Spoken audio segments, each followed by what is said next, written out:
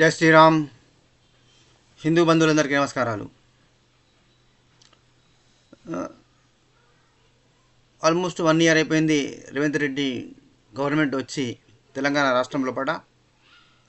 వాళ్ళు అనుకున్న ప్రామిసెస్ను ఎంత మేరకు నెరవేర్చారు, తెలంగాణ రాష్ట్రం ఎంత మేరకు అభివృద్ధి చెందింది ప్రజలకు బాగా తెలుసు. ఏమి అద్భుతమైన మార్పులు తీసుకొచ్చారో ప్రజలకు బాగా తెలిసిపోయింది. ఇప్పుడు వాళ్ళు కులగణనాన్ని పాపం రాహుల్ ఫేక్ గాంధీ అక్కడ పార్లమెంట్లో పులికిక్కలు పెట్టాడు. మళ్ళీ నరేంద్ర మోడీ గవర్నమెంట్ మళ్ళీ థర్డ్ టైం ఫామ్ అయిన తర్వాత దానికి ఆ కులగణన అనే దానికి మళ్ళీ ఇక్కడ కులగణన స్టార్ట్ చేసిండ్రు. మరి లాస్ట్ టైము మొత్తం తెలంగాణ రాష్ట్రం మొత్తం ప్రజలందరిది కులగణన రాష్ట్ర మొత్తం జనాభా లెక్కలు మొత్తం సెన్సెస్ మొత్తం కూడా తీసిండ్రు కదా ఒకటే రోజులో పడ. 1,000 కోట్ల ఖర్చు పెట్టి కిసాన్ గవర్నమెంటు ఆ యొక్క రిపోర్టు ఫైలు సెక్రటేరియట్లో ఉంటుందా ఉండదా, ప్రధాన కార్యదర్శితో తెప్పించుకొని అందులో ఏమున్నది మొత్తము పబ్లిక్ డొమైన్లో టెలివిజన్లో పడ లైవ్లో చూపెట్టి న్యూస్ పేపర్లకు అది ఆ రిపోర్ట్స్ మొత్తం పూర్తిగా ఇచ్చి చేయవచ్చు కదా. అది చేయలేదు. వీళ్ళు కొత్తగా బీసీ కులగణన మొదలుపెట్టారు. బీసీలను ఇప్పుడు ఆ బీసీ లోపల that itself is a big mockery. సరే, ఆ బీసీలకు దానిలో already YS Rajasekhara Reddy Congress government ఉన్నప్పుడే 4% మత ప్రాతిపదిక మీద ముస్లింల మైనారిటీ అని చెప్పి వాళ్లకు రిజర్వేషన్ ఇవ్వడం జరిగింది. మరి సిక్కులు అంతకన్నా ఇంకా మైనారిటీ, జైన్స్ మైనారిటీసు, బుద్ధిస్టులు మైనారిటీస్ ఉన్నారు, మైక్రో మైనారిటీస్ అంటారు వాళ్ళని. ఇంకా ఇక్కడ వాళ్ళు 1% కూడా లేరు, పాయింట్లో ఉంటారు, 0.5 0.6 ఇలా ఉంటారన్నమాట. జైన్స్, బుద్ధిస్టులు, పార్సీలు ఉంటారు, జొరాస్ట్రియన్స్ ఉంటారు, జ్యూస్ ఉంటారు భారతదేశంలో పడ మైక్రో మైనారిటీస్. మరి వాళ్ళకి భయం లేదు, వాళ్ళకి ఎటువంటి రిజర్వేషన్స్ లేవు, వాళ్ళు ఎప్పుడు కొట్లాడలేదు, ఎప్పుడు నిలబెట్టలేదు. అసలు వాళ్ళు ఎక్కడ ఉన్న నిశ్శబ్దంగా కామ్గా వాళ్ళ బతుకు వాళ్ళ పనిచేసుకొని వాళ్ళ బతుకు బతుకుతున్నారు. వాళ్ళకి ఎటువంటిది లేదు. కానీ సెకండ్ లార్జెస్ట్ పాపులేషన్ అయినటువంటి ఇవన్నీ ఒక్క మతానికి మాత్రమే మళ్ళీ 4% మత ప్రాతిపదిక మీద అది అన్కాన్స్టిట్యూషన్ రాజ్యాంగ విరుద్ధము ఇచ్చారు. మళ్ళీ ఇప్పుడు బీసీలో పట్ల దానికి వాళ్ళ వాటా ఇస్తే ఇంతవరకు ఒక్క బీసీ సంఘం నాయకుడు, ఒక బీసీ ఆర్గనైజేషన్ కూడా మరి ఖండించి పాపన పోలేదు. దాన్ని ప్రశ్నించి మేము ఉద్యమం తీసుకొస్తాము, మా బీసీలకు వాటాలో పడ 1% కాదు 0.001% కూడా మేము వదులుకోము అని ఈ తెలంగాణ స్టేట్ గవర్నమెంట్కు వార్నింగ్ ఇచ్చిండ్రా? నో, ఎవడు మాట్లాడుతున్న పోలేదు. పెద్ద బీసీలకు ఉద్యోగాలు ఉన్న ఆర్ కృష్ణయ్య మొత్తం అన్ని కుల సంఘాలు ఉన్నాయి. ప్రతి కులానికి ఒక సంఘం ఉన్నది కదా. చాలా పద్మశాలి సంఘం ఉంటుంది, విశ్వకర్మ సంఘం ఉంటుంది, యాదవ సంఘం ఉంటుంది, అన్ని సంఘాలు ఉంటాయి. మరి ఏం చేస్తాను మీరంతా కూడా? ఫస్ట్ కుల సామాజిక న్యాయం కోసము మేము జనాభా నిష్పత్తి ప్రాతిపదిక మీద మేము వాటా ఇవ్వాలనుకున్నప్పుడు ఈ తెలంగాణ క్యాబినెట్లో కూడా సోషల్ జస్టిస్ చేసినరా? బీసీలకు రావాల్సినంత వాటా మంత్రులు వచ్చినాయా? ఎస్సీలకు వాళ్ళ యొక్క పబ్లిక్ వాళ్ళ యొక్క పర్సంటేజ్ వాళ్ళ ప్రపోర్షన్ ఎంత ఉన్నది, వాళ్ళ పర్సంటేజ్ ఎంత ఉన్నది, ఆ విధంగా వాళ్ళకు రావాల్సిన హక్కు ప్రభుత్వంలో పట క్యాబినెట్లో పట వచ్చిందా? నో. ఈ రాష్ట్రంలో పట లా అండ్ ఆర్డర్ అనేది సర్వనాశనం అయిపోయింది. హోమ్ మినిస్టర్ ఎవరి దగ్గర ఉన్నది? సీఎం దగ్గర ఉన్నది. Then what the hell is doing for the past 1 year? Nobody knows. మొత్తం రాష్ట్రంలో పట లా అండ్ ఆర్డర్ అధ్వానమైపోయింది. దేవాలయ విధ్వంసం జరిగింది. ప్రెస్ మీద, సోషల్ మీడియా మీద, ఎలక్ట్రానిక్ మీడియా మీద నియంత్రణ వచ్చింది. భయపెట్టి మాఫియా లాగా లొంగి తీసుకొని గవర్నమెంట్ ఎవరుంటే వాళ్ళకి చెంచగిరి చేయాలి. చేయకుంటే వాళ్ళ ఆ ఛానల్స్, ఆ పేపర్స్, ఆ సోషల్ మీడియా మీద దాడులు చేస్తారు. వాళ్ళ మీద రకరకాల కేసులు విధించి కేసుల్లో పెట్టేసి కేసులు విరికించి పోలీసులతో పంపించి హెరాస్మెంట్ చేస్తారనమాట. ఇది డెమోక్రసీ అనమాట. ఇది గొప్ప ప్రజాస్వామ్యం అనమాట. అంతకుముందుకు బీఆర్ఎస్ నిజేంద్రితో పాలన ఉంటే ఇప్పుడట ప్రజాస్వామ్యము ఉద్ధరించడానికే ఈ కాంగ్రెస్ పార్టీ వచ్చిందట. అసలు Congress party should be the last one to talk about democracy, fundamental rights, morality, ethics, human rights, వీటి గురించి కాంగ్రెస్ వాళ్ళు మాట్లాడితే ఎంత అసహ్యంగా ఉంటుందండి. This is the party which has imposed emergency when their leader Indira Gandhi was prime minister of this country. Nehru వాళ్ళ first prime minister.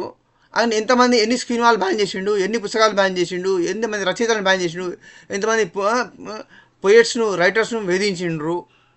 Nehru చరిత్ర తీసుకుంటే అది ఒక పెద్ద పుస్తకమే అవుతుంది. అది అంత చరిత్ర ఉన్నది అనమాట. ప్రజాస్వామ్య హరణం చేసిన పార్టీ ఇది కాంగ్రెస్ పార్టీ. వాళ్ళు 356 ఆర్టికల్ ఎన్నిసార్లు పెట్టిన ఇండియా మొత్తం లోపల. మళ్ళీ బిఆర్ అంబేద్కర్ అప్పుడు 1950 లోపల 26 జనవరి లోపల వాళ్ళ టీం ఇంప్లిమెంట్ చేసినటువంటి ఆ కాన్స్టిట్యూషనే ఉన్నదా? మోర్ దెన్ 100 టైమ్స్ వాళ్ళు అమెండ్మెంట్స్ చేసింటారా లేదా ఈ కాంగ్రెస్ పార్టీ వాళ్ళు? మళ్ళీ సేమ్ అదే అమెండ్మెంట్ ఉన్నట్టు, అదే రాజ్యాంగం అదే ఉన్నట్టు, వీళ్ళు ఏం మారనట్టు, అమెండ్మెంట్సే చేయనట్టు మాట్లాడతారేంటి వీళ్ళు? బీసీ కోటా లోపల ఒక మతానికి వాళ్ళకు వాటా ఇవ్వడం అనేది, షేర్ ఇవ్వడం అనేది అన్కాన్స్టిట్యూషనల్, రాజ్యాంగ విరుద్ధము. మత ప్రాతిపదిక మీద రిజర్వేషన్ ఇవ్వడం కూడా రాజ్యాంగ విరుద్ధమే. ఎకనామిక్ ఫ్యాక్టర్ మీద, ఆర్థిక స్థితి మీద రిజర్వేషన్లు అనేది లేనే లేవు. మన రాజ్యాంగంలో బట్టే లేదు, అది చెల్లదు. ఎస్సీ, ఎస్టీ, బీసీలకు రిజర్వేషన్స్ అనేది ఎందుకు ఇవ్వబడింది? దానికి ఉన్నటువంటి నేపథ్యము, బ్యాక్డ్రాప్ ఏంటిది? సామాజిక వివక్షతకు, సోషల్ డిస్క్రిమినేషన్, సోషల్ ఇంజస్టిస్కి గురైనరు. శతాబ్దాల పాటు అనేక అత్యాచారాలకు, అన్యాయాలకు గురైనటువంటి బలహీన పేద జాతులకు కోసము, వాళ్ళకు సామాజిక న్యాయం చేయడం కోసము, వాళ్ళ గతంలో జరిగిన అన్యాయాలకు ప్రాయశ్చిత్తముగా కంపెన్సేట్ చేస్తూ రాజ్యాంగము రిజర్వేషన్స్ కల్పించింది.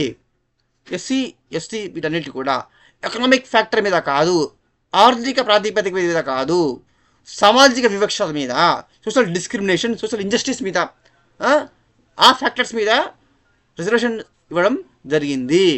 ఎస్సీ, ఎస్టీసు, బీసీల పట అనేక పేద అన్యాయం గురైనటువంటి కులాలు ఉన్నాయి కాబట్టి అటువంటి వాటికి రిజర్వేషన్స్ ఇవ్వడం జరిగిందనమాట. సోషల్ అప్లిఫ్ట్మెంట్ కోసము రిజర్వేషన్స్ ఉన్నాయి, కానీ ఎకనామిక్ డెవలప్మెంట్, ఎకనామిక్ ఫ్యాక్టర్ మీద రిజర్వేషన్స్ ఇవ్వడం జరగలేదు. మత ప్రాతిపదిక మీద on the basis of religion అనేది అసలుగా ఇంపాజ్, అది అన్కాన్స్టిట్యూషనల్, రాజ్యాంగ విరుద్ధము, రాజ్యాంగంలో లేనే లేదు, అది చెల్లదు. అది కోర్టుకు పోతే ఎట్లాగో బీజేపీ ఎట్లాగో ఛాలెంజ్ చేస్తుంది, దాన్ని అది సుప్రీంకోర్టు కొట్టిపడేస్తుంది, అది చెల్లేందుకు అవకాశం లేదు. కాకపోతే రాజశేఖర రెడ్డి అప్పటి నుంచి 4% అని చెప్పి వాళ్ళు అన్యాయంగా రాజ్యాంగ విరుద్ధంగా వాళ్ళు రిజర్వేషన్లు ఇచ్చిండ్రు. డాక్టర్లు, ఇంజనీర్లు అయినరు. మొన్న వరంగల్ కేఎంసీలో పడ ఆ ప్రీతి అని ఎస్సీ మెడికల్ అమ్మాయిని హెరాస్మెంట్ చేసినప్పుడు కూడా రిజర్వేషన్ కోటలో వచ్చిన బాపతి గాడు కాబట్టి, ఆ ఫాల్తు గాడు కాబట్టి, ఆ జిహాదీ గాడు కాబట్టి, ఆ జిహాదీ మైండ్ సెట్తోనే వాడు మదర్సా షాప్ వాడు మదర్సాలో పోయిన నా కొడుకునికి రిజర్వేషన్లో డాక్టర్ని చెప్తే వాడిని కుక్క బుద్ధి వాడు చూపించుకున్నాడు. వాడు డాక్టర్ హుందాగా వాడు మంచిగా ప్రవర్తించాడు, మనిషిలాగా ప్రవర్తించాడు. వాడు మృగంలాగా ప్రవర్తించి ఒక అమ్మాయిని, ఎస్టీ అమ్మాయిని పొట్టన పెట్టుకున్నాడు. వాళ్ళ తల్లిదండ్రులకు గుండె కొత్త మిగిల్చాడు. మరి గవర్నమెంటు ఏం చేసింది? What justice they had done? ఆదిలాబాద్లో ఒక ఎస్సీ మ్యారీడ్ ఉమెన్, ప్రెగ్నెంట్ ఉమెన్ని 6 కౌంటర్స్ అదే ఆ మత బోల్లే రేపు చేసి చంపినరు. ఏం యాక్షన్ తీసుకున్నారు? వరంగల్లో ఒక ప్రీస్టును చంపినరు. మొన్న వాడికి జైలు పడ్డాడు, జైలు శిక్ష పడింది వాడికి. మళ్ళీ వాడిదో కొన్ని రోజుల తర్వాత వాడు చాలా మంచి ఉత్తముడు అయిపోయాడు, మారిపోయాడు, వాడిని గుడ్ కాంటాక్ట్ అని చెప్పి వాళ్ళే బయటికి తీసుకొస్తారు. సో ఇదంతా కూడా ఒక వర్గానికి చెంచాగిరి, ఇంకొక వర్గానికి మెజారిటీ, సోకాల్డ్ మెజారిటీ అనేటటువంటి డివైడెడ్ ఇన్నోసెంట్, ఇగ్నోరెంట్ హిందూ కమ్యూనిటీకి ఇంజస్టిస్ అనేది 75 years నుంచి జరుగుతూనే ఉన్నది. It is still in continuation. అది ఇంకా జరుగుతూ పోతూనే ఉంటుందన్నమాట. యాక్చువల్గా ద క్వశ్చన్ రిమైన్స్, అది అప్రెసర్కు లేదా అప్రెసర్డ్, దోచుకున్నవాడు, దోపిడీ చేసినవాడు, వేయబడిన వాళ్లకు కదా న్యాయం గవర్నమెంట్ రక్షణ ఇవ్వాల్సింది. 800 సంవత్సరాలు మేము ఈ దేశాన్ని రూల్ చేసినాము, ఈ దేశం మాది కాబట్టి మేము ఎక్కడ ఏ ల్యాండ్ మాది, వక్తు ల్యాండ్ అంటే మేము క్లెయిమ్ చేసుకోవచ్చు, మమ్మల్ని క్వశ్చన్ చేయడానికి హక్కు సుప్రీంకోర్టు కూడా లేదని వాళ్ళు చెప్పిండ్రు, ఆ మత పౌరులు చెప్పిండ్రు. వాళ్ళు రూలింగ్ క్లాస్ అని వాళ్ళే చెప్పిండ్రు. మేము గజనీ, ఘోరీ, మొహమ్మద్ తైమూర్ వారసులము, మేము ఈ దేశాన్ని మేము ఆక్రమించుకున్నాము, మా బలంతో మేము ఈ దేశాన్ని వశపరుచుకున్నాము, ఈ దేశాన్ని స్వాధీనించుకున్నాము, ఈ దేశాన్ని అధికారం చేసినాము, రాజ్యం చేసినాము. 800 సంవత్సరాల పాటు ఇక్కడి ఈ కాఫీ హిందువులను మేము బానిసలుగా మేము పాలించినాము, వీళ్ళ బానిసలుగా చేసుకున్నాము. వీళ్ళ స్త్రీలను, అమ్మాయిలను మేము వాడుకున్నాము, అత్యాచారాలు చేశాము, వాళ్ళ మొగలను చంపాము.